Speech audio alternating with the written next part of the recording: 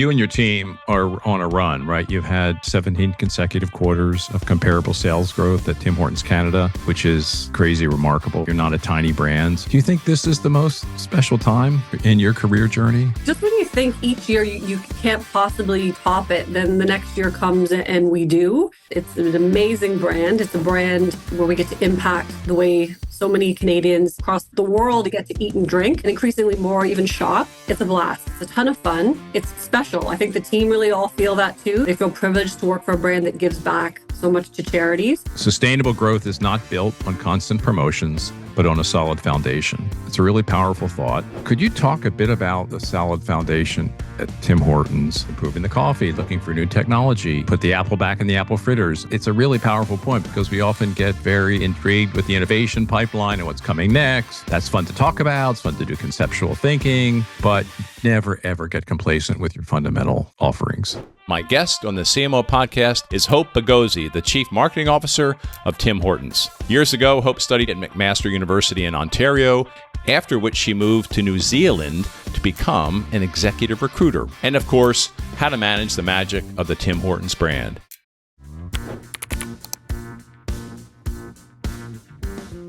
Hope, welcome to the CMO Podcast. We are approaching the holiday season, the Christmas season.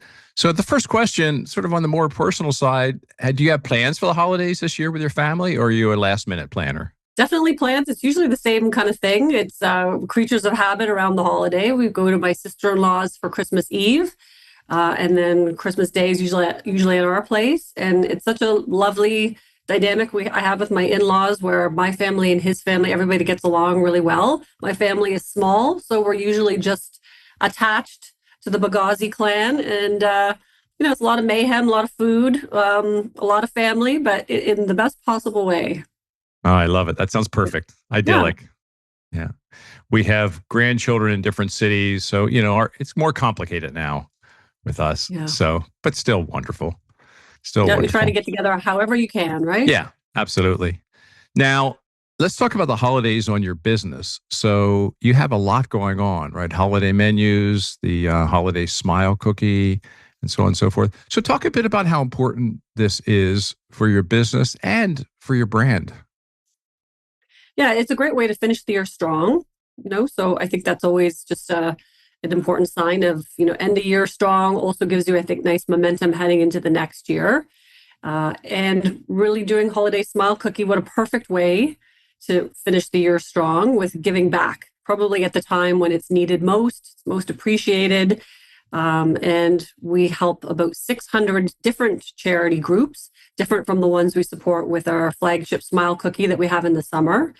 And so that's a lovely ability to be able to help, new charities and causes. And half the money goes to those new groups and half goes to our own Tim Hortons Foundation. So that's just great to be able to, give back to food banks and children's hospitals and all kinds of great organizations across the country, and then also help send more kids to camp. And we have an in-community program now too in schools, where we take that camp programming to schools across the country. And so the Holiday Smile Cookie Funds help just reach more kids. And it's really cute. It's darling. It's delicious. Yeah, it's delicious, right? And darling. A delicious way to give back. Yeah, I love it. So does your customer mix change in December? Is it a different kind of thing? Do families come in more or not really? No significant change? I mean, we often are a pretty ubiquitous business and have everything from, kids after school to families, before or after games, business people at lunch and on the way to work in the morning. So pretty ubiquitous. Holiday menu sort of attracts that same kind of ubiquity, in the sense that we have our holiday seasonal flavors that have pretty broad appeal for people who want something with their coffee in the morning. We'll also do a PM meal opportunity this holiday too, which will be a first for us. And that's, really designed to, be something for those kids after school, a dinner for families on the go in the evening. So I think that will probably help stretch us a little bit, and excited for that. Is there anything radically different this holiday season from Tim's? It's a different partnership. probably I won't say just yet who the partner is. The flavor Fair just enough. get a little bit of element of surprise out in the market, but it's a different new partner that we've never had before in terms of a flavor collaboration, which I think will be really exciting. And then on this meal opportunity where there's a gift with purchase as part of a holiday meal, that's all new for us. So every holiday we look to kind of inspire with some different flavors and different twists on things. And I think this holiday will be no different and a nice surprise. Well, you and your team are on a run, right? You've had, I think, if I got this right, 17 consecutive quarters of comparable sales growth at Tim Hortons Canada, which is crazy remarkable, right? You're not a tiny brand, so to do that for 17 consecutive quarters. So let's talk about this time in your career. I mean, you must be having a blast. Is this, as you think about your incredible career, which we'll talk about in a few minutes, do you think this is the most special time in your career journey? Just when you think each year you can't possibly top it, then the next year comes and we do.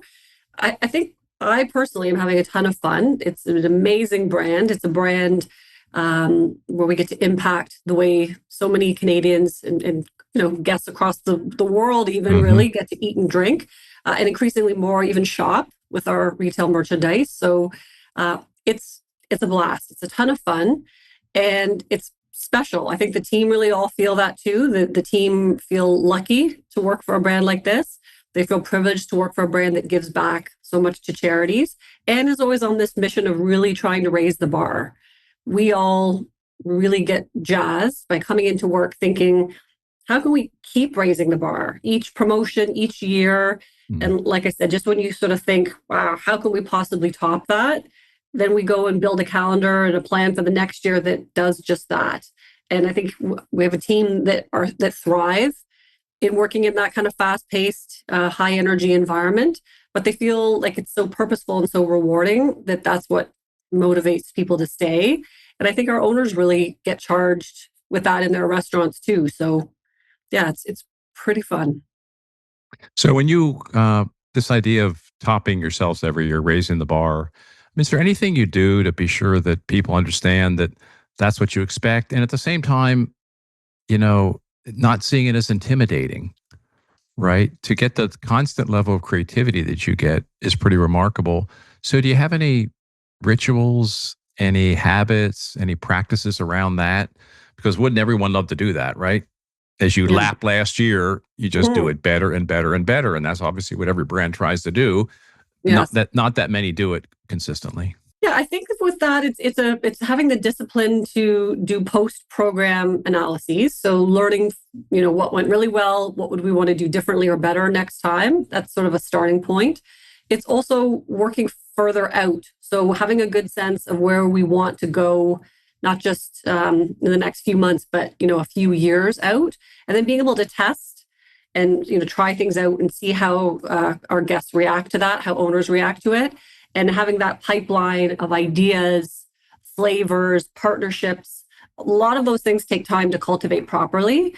And so learning from the ones that we just did, knowing which ones we'd repeat or not, and then having the pipeline for future so that when we're putting things in market, we're not guessing that they'll be successful, but they just will. I think that's the recipe for success of always having a strong plan that you build it intentionally to be better every year. I was doing my homework and you came across a great quote. Sustainable growth is not built on constant promotions, but on a solid foundation. So let's talk about that for a bit. It's a really powerful thought. So could you talk a bit about the solid foundation at Tim Hortons and maybe more importantly, how you build it over time? Because this has lasted for generations, right? It's true. Yeah, it's absolutely true. And that's, I think, starting with your core and having to have a really strong core. That's what it's all about. So for Tim's, that would have been brewed coffee, donuts, breakfast. That was the core. And so the work that started the long-term sort of planning and strategy had to start with core. And a lot of that was in place before I joined. So the idea of coffee consistency, raising the bar with coffee, and that's brewing technology, water filtration, a lot of things just to make sure that at the restaurant level, that perfect cup can be delivered each and every time. that work was well underway, but when I joined, that was starting to be embedded. So that gives the trust in sort of the fundamental of that cup of coffee. Similarly, there was some work being done around testing fresh cracked eggs. And that was something that with my team, we were able to kind of move forward and roll out across the system. Having a best-in-class fresh cracked egg is sort of getting the table stakes in the morning right. And then the work began really around clean label. So really taking all artificials out of all our products, breakfast, baked goods, and then looking at things like our donuts, muffins, clean labeling, all of those, but then also making some improvements. So one quote that is somehow become famous for, attributable to me now is putting the apples back in the apple fritter. Because I was talking with the team, it's like, it tastes appley, but I don't, where are the apples? And I was trying to look through the donut to find, enough apples. And we said, look, we could put more apples in. So that's, what we did. And now that apple fritter is laden with apples, bursting with fruity goodness.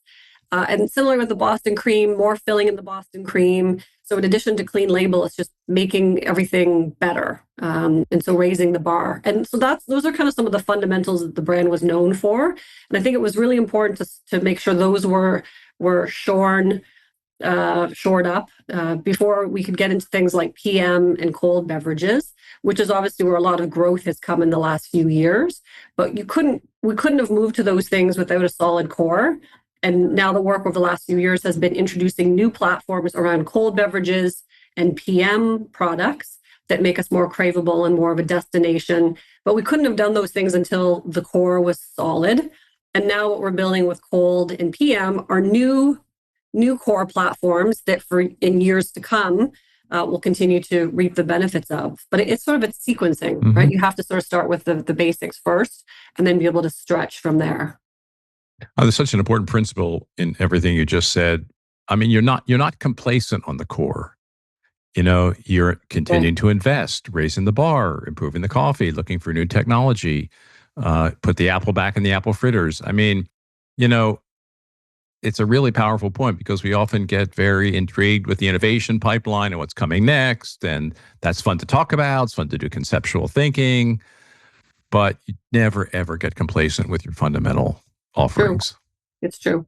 It's sometimes harder to say no to innovation than it is to do it. I mean, of course, it's always exciting to try a new sauce or a new twist on something, but this complexity, you're introducing complexity to a restaurant, to a team member. It needs to be worth it. The juice needs to be worth the squeeze to introduce something like that, because you might just get more mileage from reminding people about this amazing core product that you have, fall in love with it again, try it again for the first time, and really having the muscle memory for team members to know those things, inside and out. Sometimes you reap more rewards from just focusing there. Now, as you look back at these 17 quarters of consecutive growth, and you've been here for all of them, what in your mind is the single biggest driver of that repeated performance quarter after quarter?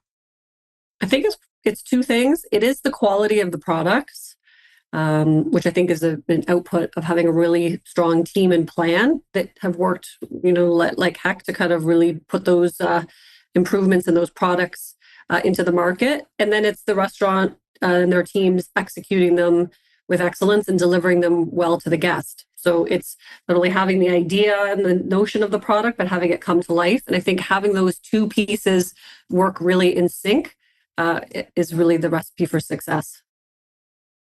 Now, you've been in this role, as we said, for 5 years, and it is one of Canada's most proud and most loved brands. I mean, I'm not sure what's ahead of it. I don't know. There's nothing. There's no brand. Right. There's just, you're in very rarefied air here. So that's exciting, but also a crazy responsibility, right? So how's that, if you just get a little bit philosophical with us for a minute, how's that affect how you lead and how you kind of come into work and show up every day for your people, for your partners, for your customers? It is a huge responsibility. It's true.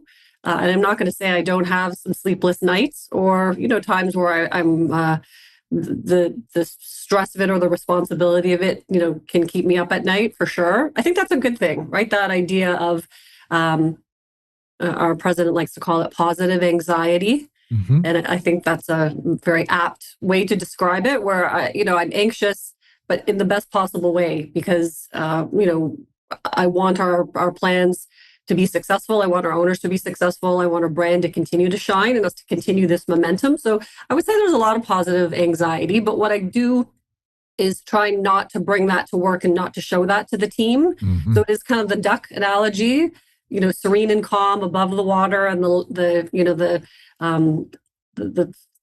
webbed feet are flapping below the surface. But I think that is conveys the right leadership style that I like to maintain, which is, being excited, rallying the team, being a cheerleader, saying what's possible, having everybody kind of focus on where we want to go, that we have a very measured plan. Like there's a calmness and a sense of conviction in what we want to do and confidence.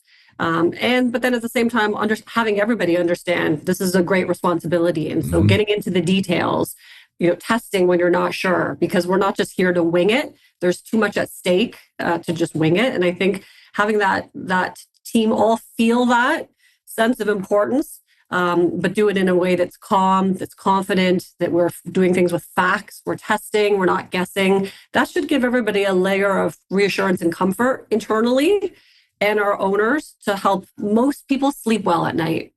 Maybe not me, but maybe everybody else. Yeah, I mean, staying with this thought, everything you do is so carefully watched by your customers, your consumers, and the media. Anything you do, if you break a new campaign, whatever, it gets talked about a lot.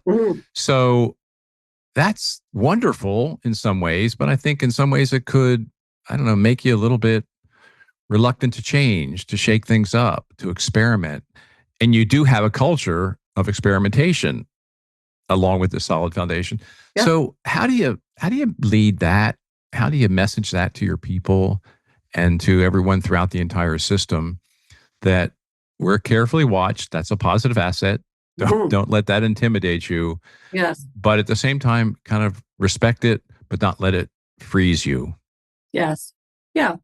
I think it's just going into things eyes wide open. So when we have partnerships, I think they're great ways to stretch the brand. We've had a few really excellent Canadian partnerships. You think of Justin Bieber, Ryan Reynolds.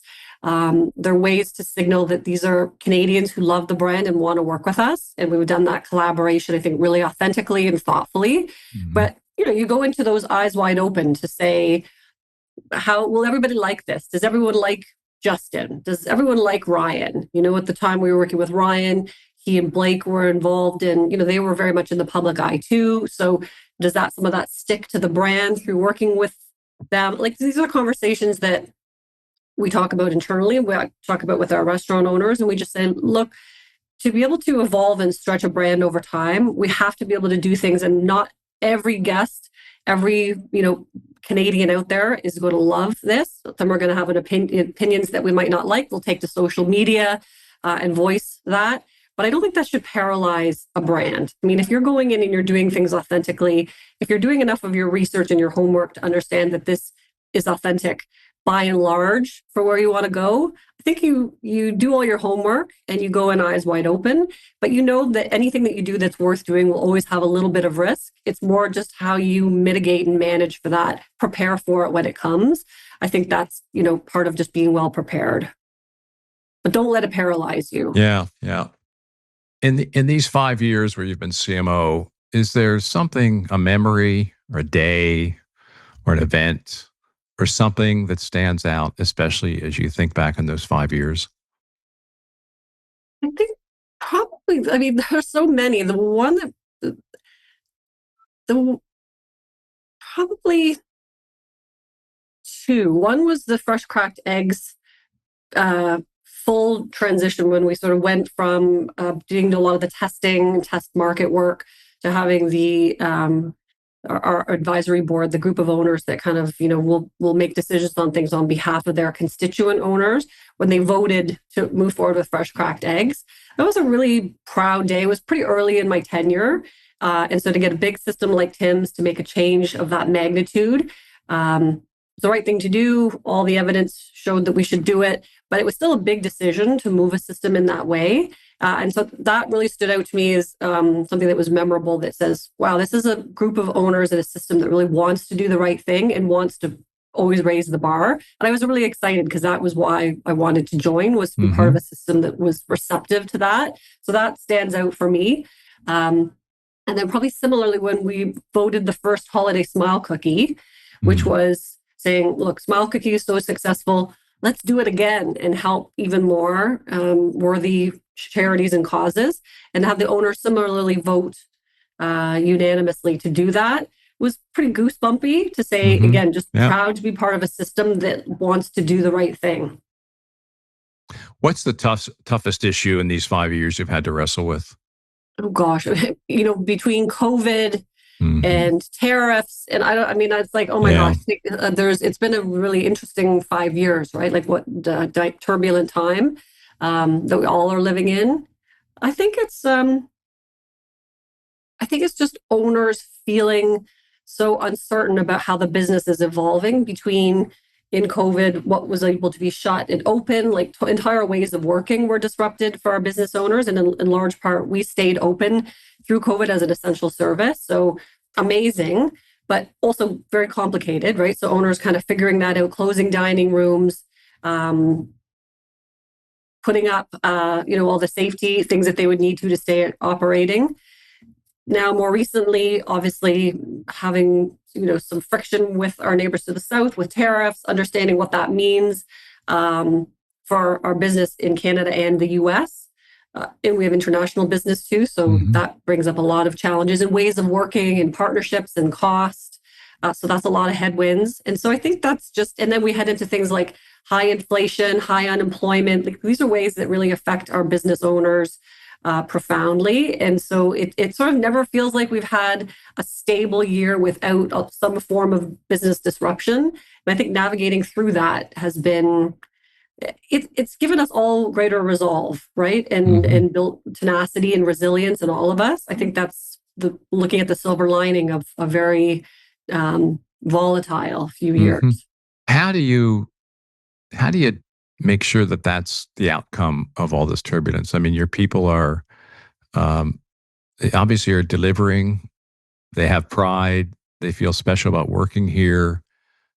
How do you as a leader be sure that remains front and center with all the distractions we have and all the uncertainty? For us, we the way we kind of do it that seems to work is just staying really close in touch with each other, like staying close with my direct reports, meeting regularly to say, what's on your mind? How can I help you? What would make this better for you? I think asking that as a leader and having my team feel that that's what I'm there to do is to help them. And then with the broader team, getting together fairly often. So we have most of the team are here in Toronto, but we do have people sort of across the regions as well. So having them come join us, having, sort of a fun event in the summer where we can kind of all blow off some steam and just, again, celebrate all that they've accomplished, thank them for all their efforts. We had an event just yesterday. Every year we go to one of our Tim Hortons camps. So we went to the one that's close to us here. We call it the Farm in St. George, Ontario, and spend the day there. And so feeling the way a kid at camp would feel, doing some of the camp activities that are about team building, bonding, doing some of those exercises that our camp kids get to do, and also then doing some business sharing. So we share the priorities for next year so that we all understand, what everyone else is working on. I think it makes for a cohesive unit where people feel bonded. They feel the purpose and the weight of what they're working on. They also can help their, fellow teammate accomplish their goals too. Our goals are often shared objectives within the marketing team. So every year our objectives, between the departments are shared. So fostering that kind of getting together regularly, staying in touch, what's on your mind, how can I help you, and how can your teammates help you, and have that be sort of a shared culture. That seems to work really well for us to let off some steam, vent, have some fun, appreciate each other. And we try to do that as often as we can. Tim Hortons camps. Yeah. So this is something, tell me the origin story of that. Yeah, this was something that was founded by Ron Joyce. So he, started, the first camp was in Tatamagouche, Nova Scotia, which is where he hailed from. and one in the US. And really what they do is they help kids with transformative experiences where they come for, several years back to have this camp experience and learn things like, courage, resilience. Sometimes it's the first time a lot of kids have maybe left home and done an away from home kind of stay. So life skills that, they do like trekking experiences. It's just kind of a magical thing that builds confidence in kids that maybe wouldn't otherwise get those experiences. And so that's been part of the brand. It's 51 years now that those camps have been in operation. So it was a thing that we did before, everyone felt the need to do CSR. It was just sort of part of Tim's DNA from the very early days. And so, yeah, it's super rewarding to be able to go. And I'm on the board as well of our foundation. And so a firm believer in that transformative power. Now you took your team out there to participate. Now, so what was your favorite activity, Hope? We did a thing like they called it speed dating, which maybe that's not the exact term, but speed networking, whatever you would call it. But it's kind of funny. So we did an activity for about 20 minutes where we kind of rotated around with different people really fast. And had to ask things like from favorite cuisine to place you've traveled to pet you wish you'd had, to, all kinds of things like that. And even though I thought I knew my team really, really well, so a couple of exercises like that through the day, I think I learned a lot about what makes a lot of the people on the team tick, what they love in their life outside of work, and just more about who they are as people. And so I learned a ton. I think everybody sort of did. And even after years of working together with the same people, I came away feeling like, wow, I have insights into each of you that I didn't have before. And pretty fun. You obviously value creativity, and that's your reputation as well. So could we talk a bit about how did you come to be that kind of a CMO? Because, CMOs run the range. There are those that are extremely creative and not so good on some other skills, some who are extremely analytical as operators. You have a nice blend, and you clearly value creative thinking. How did you come to be that kind of leader? Yeah, thank you. It probably came from the fact that I came up starting an agency world. So I think coming from an agency, I worked on an agency that worked on the Bay. Sadly, the Hudson Bay is no more. But at the time when I worked on it, it was still Canadian owned, and was a thrill to work in retail. I fell in love with the pace of retail, way back then. And really loved that process. I love the creative process. I love the intersection of understanding the business problem or challenge and thinking about ways that creative and a strong marketing campaign can help address those challenges. So I love the intersection. And I think probably at the agency, I fell in love with that.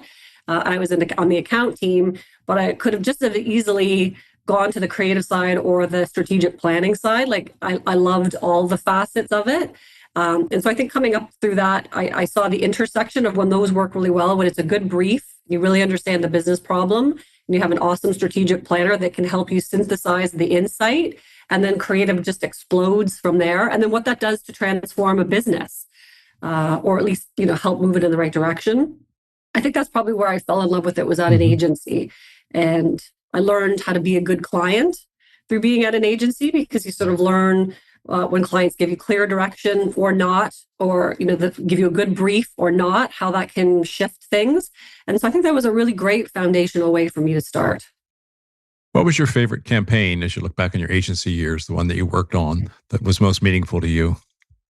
We did a campaign that was based on, what's that song? It's Patio Lanterns. Do you know the song? Kim Mitchell. It's a Canadian artist. It's a song called Patio Lanterns. And it was my first time working with an artist to, buy the rights. So we used that song. And the agency did a whole campaign for summer around the song. And it was interesting because it pulled dimensions from the song.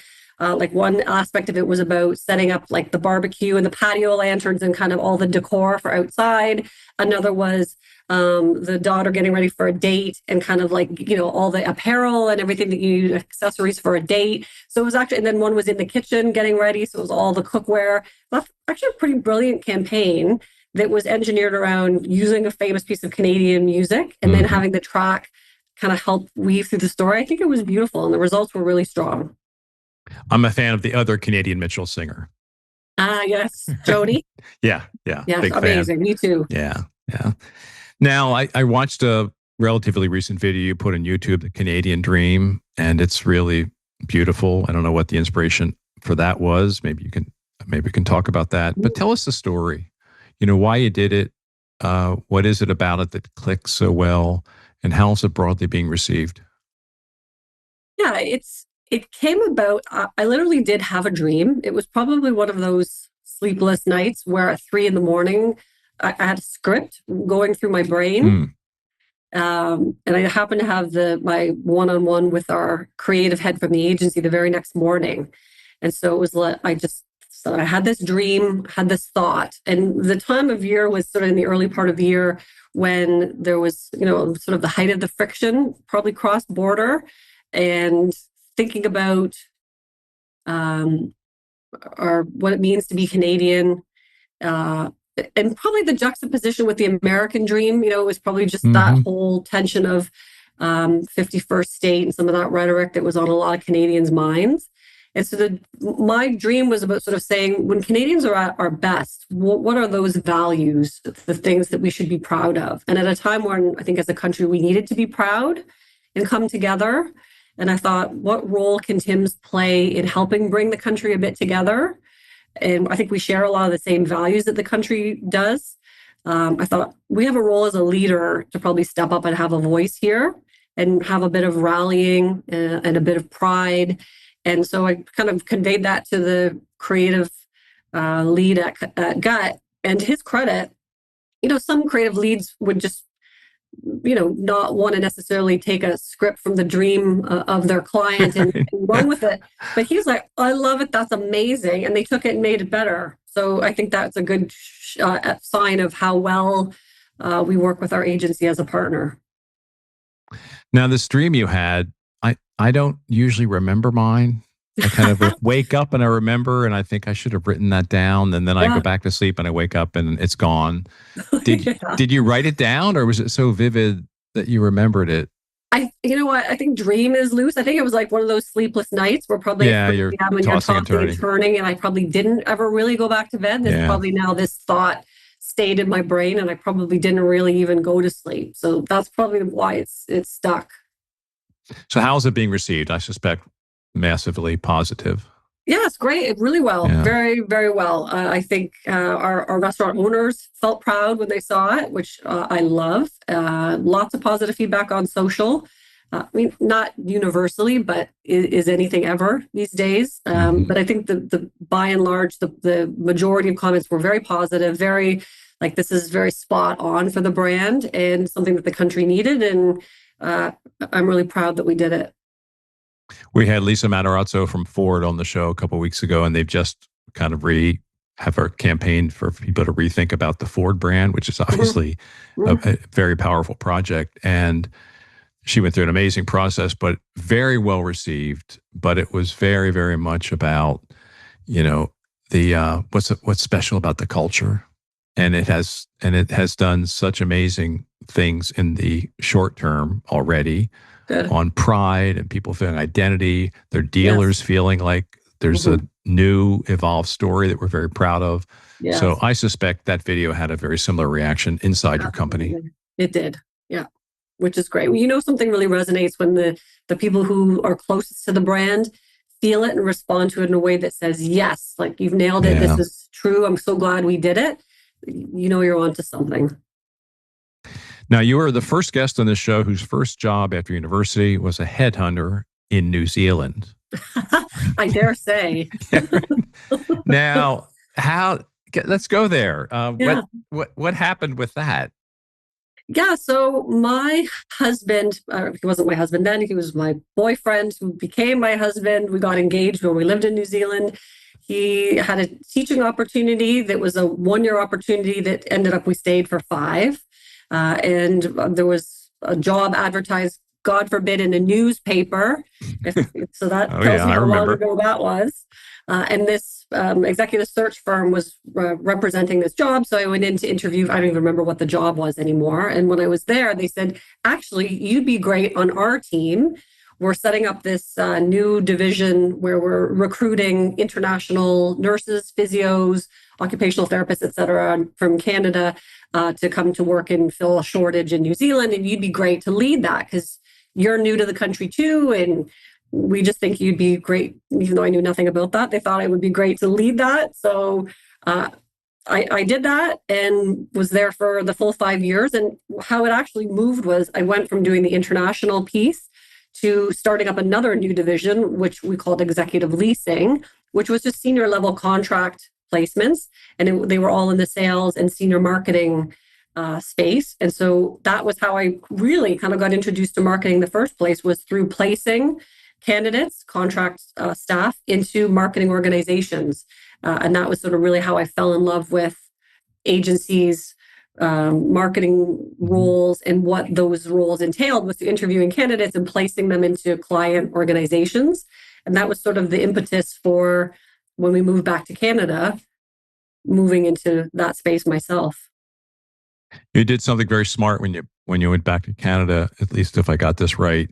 You researched what agencies had just won big accounts, and you invited someone at that agency to have coffee with you. Yep. And it resulted in a job.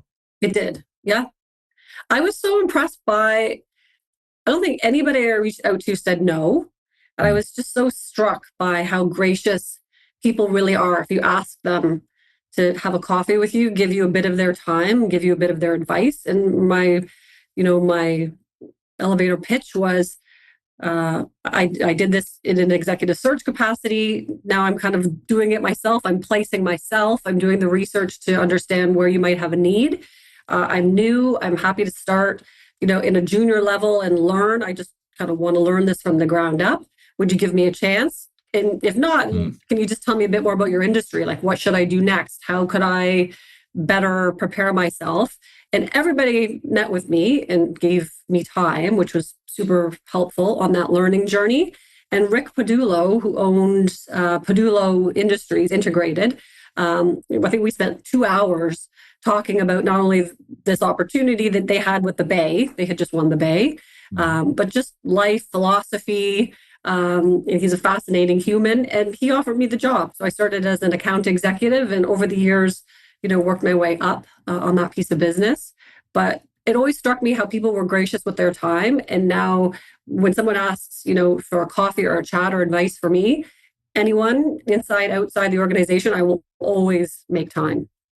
Pay it forward. Well, I hope you're not overwhelmed after this show. You may get a lot of invitations to coffee. That's true. Very true. Yeah. No, it's important, I think, to do that. Yeah. No, I totally agree. Yeah. Now, you worked at McDonald's in Canada for a long time, 15 years after your agency work. What about that brand and the team attracted you and then kept you for such a long period of time?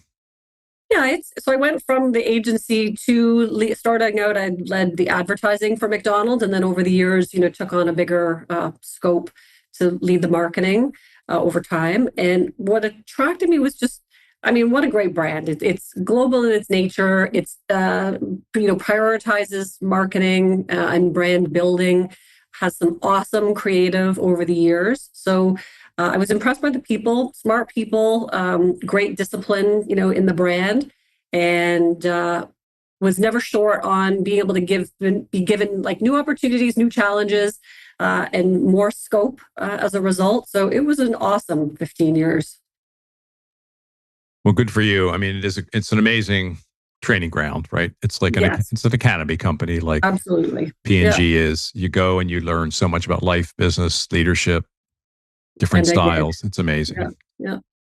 Now, I want to flip into the creative brief, and I know you're a big fan of travel to keep you fresh and creative. How do you decide when and where to travel? What's your process? That's a good question. It's not so scientific. We have a map on a wall with a bunch of pins in it. And There's quite a lot of pins, but there's also a lot of space still untouched by pins. So I think my husband and I were very aligned in loving travel. Thank goodness. That's probably why we've been together for 30 years, is we're aligned in that passion. And I think we will have similar places that we like to travel. We have a list, right? Like we have a running list of more or less everywhere. And then we kind of pick off which places are appropriate based on what time we can get off, how much time it takes to see a place, those kind of things. So we will get everywhere. It's just a matter of when and how. So shipping away. Does your husband still teach? Does he get summers off? No, he went when we were in New Zealand. He went back, did an MBA. Oh, okay. When we lived there, and then he went into marketing. So he then came back and worked at Unilever when we first came back. He's a CPG guy. Good. We like those. Yeah. Yeah. So what's the next trip? What do you have on the calendar? I think next year we'll do Morocco, probably in the spring, and then maybe Portugal, because that's one country I haven't been in Europe, in the fall. Those are probably two on the list. We love Portugal. Can't say enough about it. I've heard great things about it. Yeah. It's very popular now, but it's really wonderful. Yeah, we've had a big travel year. So we just got back. We went to Cuba. Yeah. For nearly 2 weeks, which was super interesting. Havana is awesome. Yeah, I'd go back there in a minute. We stayed in Havana, then came back to Havana and just loved it. Roamed around, just such a creative city. So good. We went to Alaska for our first time. Mm-hmm. That's true. And it was fantastic. Yeah, it's lovely, eh? Simply fantastic. Yeah. And we just got back from Martha's Vineyard, which I hadn't been to for decades, and absolutely love that. Went to Oregon for 2 weeks. Oh, beautiful. One week in Hood River with our kids and grandkids. 1 week in Portland, which Portland's... I've never been to Oregon. Oh, it's so good. Such a wonderful state. And despite all the publicity it sometimes gets in the U.S., it's a marvelous state, and Portland is a marvelous city. So Portland weird, right? Yeah, but it's so good. The nature's amazing. The food's amazing. The people are incredible.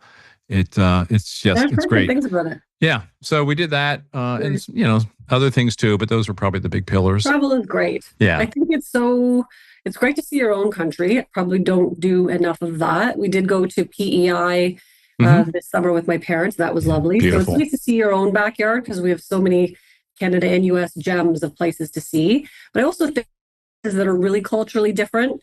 I love that because it teaches you about different food and drinks. It's good, trend watching, people watching, just understanding, human behavior. I just love that. What's your favorite Tim Hortons holiday food or drink? Holiday? Yeah.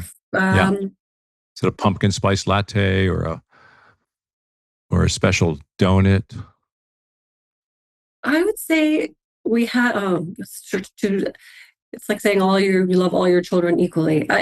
So last year we did Nutella, and I love Nutella, and we had some pretty decadent. We had a Nutella donut, and we had Nutella beverages too, and oh man, that was good. And then the year before that, we had Bailey's, non-alcoholic Bailey's, and similarly. That was awesome too. So I'm not sure how this year is going to be tough. I think I'm going to love this one. I'm going to have 3 favorites after you ask me after this holiday. But holiday is always a time to have pretty amazing decadent indulgence. I'm there. Each year, I don't know. I'd be hard pressed to pick a favorite. All right, that's good. That gives us choices. We love all my children equally. Now, you were once asked for your advice to young people, and you said, "Always be true to you." Mm-hmm. How do you do that? I think we're a brand, just like, you work for a brand, we're attracted to brands. I think we're attracted to brands that have similar values and things, or that say something about us. I think being true to you knows what your brand is, be really self-reflective of, what your brand is, what you stand for. And I think that just embody that, right? Like as a leader, I've made a conscious choice to say, even if I'm up at night, I'm not going to come in and show my team that. I'm going to, and that's a choice as a brand to sort of have that, that approach of sort of instilling confidence and, my team being reassured. And that I think is part of what my leadership brand stands for, but also very empathetic and knowing the team can come to me, that I always have an open door, that I really care about their best interest. And those are all things that are important to my brand that I will reflect often on where I've done that well, where I maybe have opportunity. And I think that's good for everybody to kind of really be clear on what's important to you, what are your values, and how is that reflected through the brand that you project in the world? And as you rise in your career and are more senior, how do you keep some of those things even as you ascend to, have more responsibility and more leadership influence, that you keep those things true? Yeah, it's so good. I mean, I love how you say it. I mean, people, when the concept of personal brand gets knocked around, people get sort of cynical, and I know why they do. But this idea of knowing who you are, what you want to, how you want to show up, what values you want to convey, it's so important. Absolutely. And I think if you're not clear in that in your own head, you send very mixed messages. What you just went through there was really marvelous. You're very self-aware. You know what you want to convey. You know what your values are. How do you do that? How do you coach that in others? Because you'd want all your people to be that way, Mhm. right? So what's your process? You say you're reflective. I mean, do you keep a journal? Do you make lists? Do you, just how do you do it? For me, it's taking time, prioritizing things like exercise, meditation. I do bar. I love doing exercises, time for myself to reflect. Travel is when I reflect. I've recently taken up piano again from when I played when I was a kid. It's really very meditative for me. During those things, I like to think back on, how am I doing in life? Am I where I want to be? Am I contributing the way I want to, showing up the way I want to? So that's how I do it. And I encourage all my team, anyone who I mentor, or, when we have full team meetings, people ask me, what do I do? This is what I share is find what works for you, where you can do that, reflect, have quiet time, walk with your dog, girl time at a spa, whatever is replenishing for you. Those are good times to sit, think about where are you in your life? How are you showing up? What things would you want to change? How are you being true to your brand? And everyone does it in their own way, but encouraging the team to find theirs. How do you feel you've evolved the most at Tim's over the last 5 years? I think I probably am getting more patient over time. Probably even just as I go through my career, probably more patient. I think I was in a rush to do everything and accomplish everything all at once when I was earlier in my career. And I think as time goes by, I get more and more patient. Um, I think that's good. Like I could use that because that patience was not my virtue, but I think reflect, I recognize it and I reflect on it and I work on it. And I think it really is paying off that, I realize everything doesn't have to come at once. Some things might always be on the back burner and that's okay. So I think that's probably the best evolution. The first brand you remember making an impact on you as a young girl? I grew up in the 70s and there wasn't a lot of Yeah. advertising and things back then. My parents were school teachers, so the television was not on a lot. They believed in reading, not television. But two brands I remember, this sounds funny. I remember Crown Royal. Okay. I remember it was on our bar, and where I played was in the basement, which is where the bar was. And it was I just remember the bottle was beautiful. I always thought, Yeah. oh, it's so beautiful. And funnily enough, the bag came in like this velvet purple bag. And I would have the bag. My dad would give me the empty bag when he didn't need it anymore. And I would put my marbles and like Barbie accessories in the Yeah. bag. I Yeah. just remember thinking, ooh, this brand is like so beautiful and luxurious and it's like royalty. And so it's just kind of funny that made an impression on me at a very young age when I didn't even know what Crown Royal was, but the packaging left an impression with me. And another one was Barbie. So obviously I had Barbies, but the difference between branded product and generic. So I used to cut all the Barbie's hair off.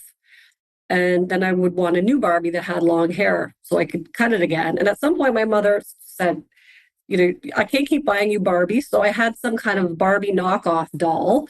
And I remember getting it and being like, well, this isn't a Barbie. It's all real. It's authentic. Exactly. This is true. All right. Last question. Who's been the most inspiring person in your life? I would say my grandmother. Um, she was a homemaker. My grandfather was a businessman and entrepreneur, and he would sort of pick up stakes and say, "We're moving to Florida. I've just bought a jewelry store."